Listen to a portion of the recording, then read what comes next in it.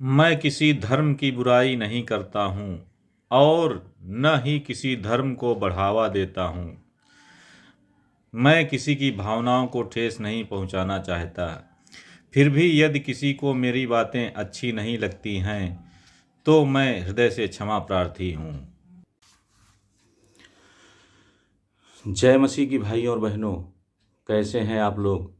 उम्मीद ही नहीं पूर्ण विश्वास है कि प्रभु के आशीर्वाद से आप लोग स्वस्थ, सकुशल व आनंदित होंगे। आपने जो प्यार और सहयोग दिया है और उत्साहवर्धन किया है, उसके लिए मैं आपका धन्यवाद देता हूँ। आज का हमारा विषय है प्रेम। प्रेम एक ऐसा विषय है जिसे शब्दों के द्वारा व्यक्त नहीं किया जा सकता है। प्रेम विषय पर बहुत सारा साहित्य लिखा गया है। प्रेम पर अनेक महाकाव्य व लेख लिखे गए हैं। मैं कितना भी प्रयास कर लूं, परंतु प्रेम का शायद कुछ प्रतिशत ही समझा पाऊं। प्रेम के बारे में कबीरदास जी कहते हैं कि पोथी पढ़ी पढ़ी जग मुआ, पंडित भया न कोय, ढाई अक्षर प्रेम का पढ़े सो पंडित होए। यहाँ पर कबीरदास जी प्रेम के महत्व पर प्रकाश डालते हुए कहते हैं कि कोई व्यक्ति कितनी ही पुस्तकों का अध्ययन कर ले, परंतु वह सच्चा ज्ञान नहीं प्राप्त कर सकता है। सच्चा ज्ञानी व्यक्ति वही हो सकता है जो प्रेम के ढाई अक्षर पढ़ता है। अर्थात कहने का मतलब यह है कि जो व्यक्ति प्रेम के महत्व को नहीं समझ सकता, वह कभी भी सच्चा ज्ञानी पुरुष नहीं हो सकता है। प्रेम एक गहरे सागर की तरह है जिसमें कोई डुबकी लगाकर तलहटी तक नहीं पहुंच सकता है। प्रेम किसी व्यक्ति या वस्तु से हो सकता है। यहाँ पर हम व्यक्ति प्रेम पर विचार विमर्श करेंगे। सच्चा प्रेम करने वाला व्यक्ति अपने प्रेमी या प्रेमिका का कभी भी बुरा न सोच सकता है और नहीं कर सकता है। आप लोग ये मत समझिएगा कि मैं सिर्फ स्त्री व पुरुष प्रेम की चर्चा करूँगा।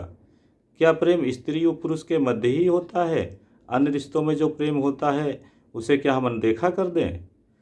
प्रेम वह सूत्र है जो रिश्तों को पिरोए रखता है। फिर प्रेम चाहे किसी भी रिश्ते का हो। सबसे गहरे प्रेम की बात करें तो मेरे विचार से संतान व माँ के बीच जो प्रेम होता है वह सबसे गहरा माना जाता है, क्योंकि माँ व बच्चे के मध्य जो प्यार होता है वह हमें जानवरों में भी भरपूर मात्रा में देखने को मिलता है। जब तक बच्चा आत्मनिर्भर नहीं हो जाता है तब तक माँ बच्चे का ख्याल रखती है। एक माँ अपने बच्चे का कभी भी अहित नहीं करती है। बच्चे में चाहे कितने भी अवगुण हो तो पर भी माँ के लिए दुनिया का सबसे प्यारा व अच्छा उसका स्वयं का बच्चा होता है।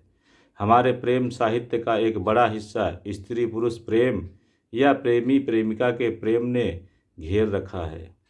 हमारे परिवार में रिश्तों में प्रेम अवश्य होना चाहिए, चाहे वह भाई बहन के बीच हो या अन्य रिश्तों में हो। मैं यहाँ एक बात स्पष्ट करना चाहता हूँ कि युवाओं के मध्य विपरीत लिंगों के प्रति एक आकर्षण होता है। कुछ लोग उसे ही सच्चा प्रेम समझ लेते हैं। ऐसा प्रेम ज़्यादा दिनों तक नहीं टिकता है।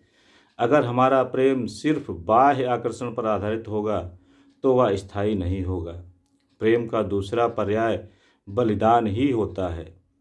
जिससे आप प्रेम करते हो उसके लिए आपको बलिदान भी करना पड़ता है। मैं यहाँ पर एक प्रेमी प्रेमिका का उदाहरण देना चाहता हूँ। जब प्रेमी प्रेमिका के मध्य प्यार होता है तो कभी कभी शादी के लिए बहुत संघर्ष करना पड़ता है।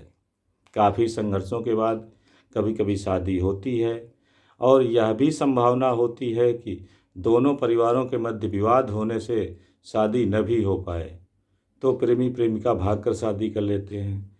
यहाँ पर अपने परिवारों का बलिदान देना पड़ेगा। एक दशा यह भी हो सकती है कि प्रेमिका परिवार के दबाव में आकर शादी से इनकार कर दे और परिवार की मर्जी से शादी कर ले।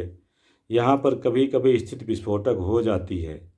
कभी कभी प्रेमी प्रेमिका असफलता के कारण आत्महत्या कर लेते हैं और कभी कभी प्रेमी प्रेमिका की या प्रेमिका प्रेमी की हत्या तक करने से परहेज नहीं करते हैं। प्रेम का मतलब ही त्याग व बलिदान होता है।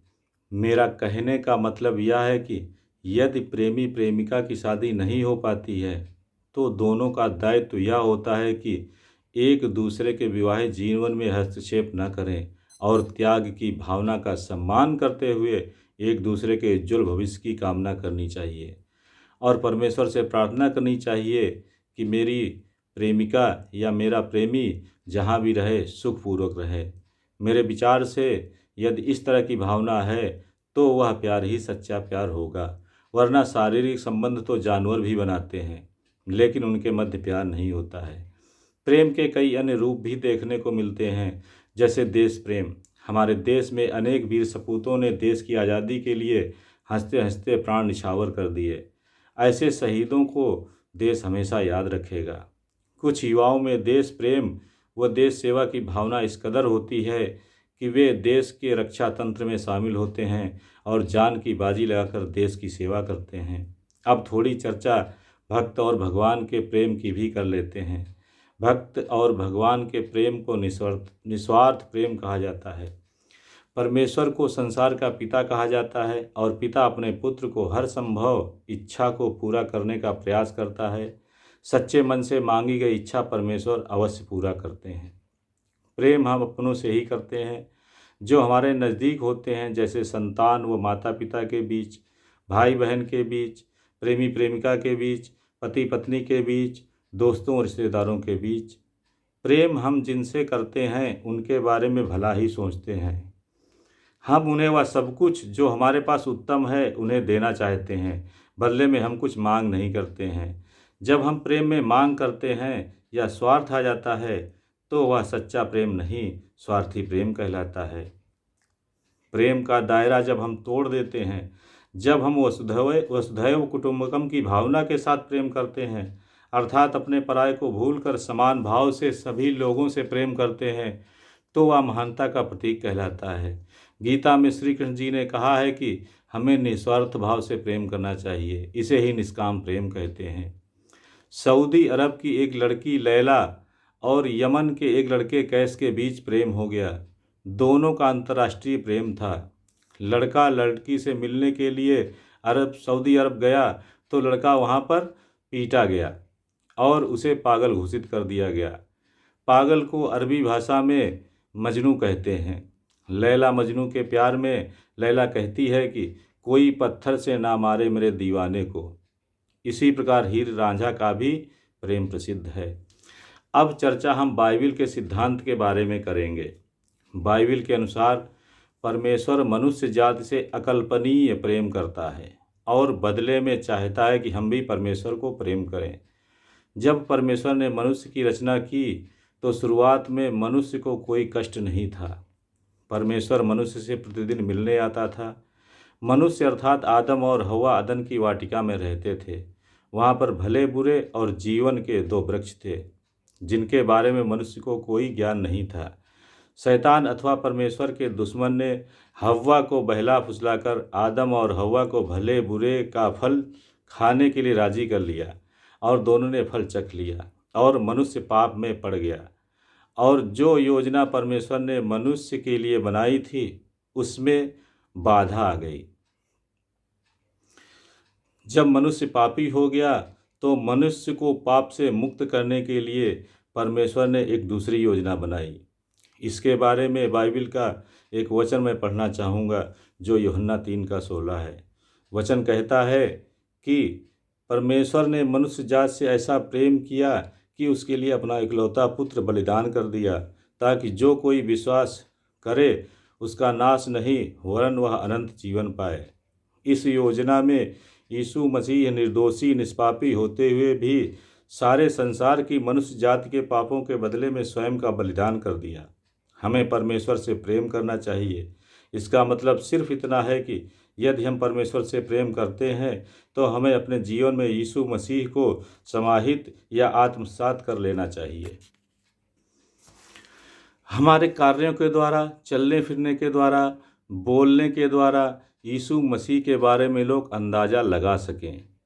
अगर हमें देखकर कोई यीशु मसीह के बारे में अंदाज़ा लगा ले कि यह व्यक्ति ऐसा है तो इसका परमेश्वर कैसा होगा, तो वह परमेश्वर के प्रति सच्चा प्रेम होगा। अंत में एक बात कहना चाहूँगा कि हमें प्रेम विवाह कभी भी परिवारों के खिलाफ घर से भागकर नहीं करना चाहिए। बहुत ही कम चांस है कि ऐसा विवाह आशीषित हो, क्योंकि दोनों परिवारों की भावनाओं को ठेस पहुंचाकर हम जीवन सुखी तरह से नहीं रह सकते हैं, सुखी तरीके से नहीं व्यतीत कर सकते हैं। यदि दुआएं हमारे काम आती हैं तो श्राप भी कार्य करता है। भाइयों और बहनों, वीडियो काफ़ी लंबा हो सकता है, लेकिन मैंने बहुत संक्षेप में कम शब्दों में अपनी बात को मैंने रखना चाहा है। अब मैं यहाँ पर अपनी वाणी को विराम दूंगा। यदि आप मेरे चैनल पर नए हैं तो चैनल को सब्सक्राइब करें, वीडियो पसंद आने पर लाइक व शेयर करें। आप किस विषय पर मेरे विचार जानना चाहते हैं या वीडियो में क्या अच्छा लगा है उसे कमेंट बॉक्स में लिख सकते हैं। धन्यवाद। जय मसीह की भाइयों और बहनों।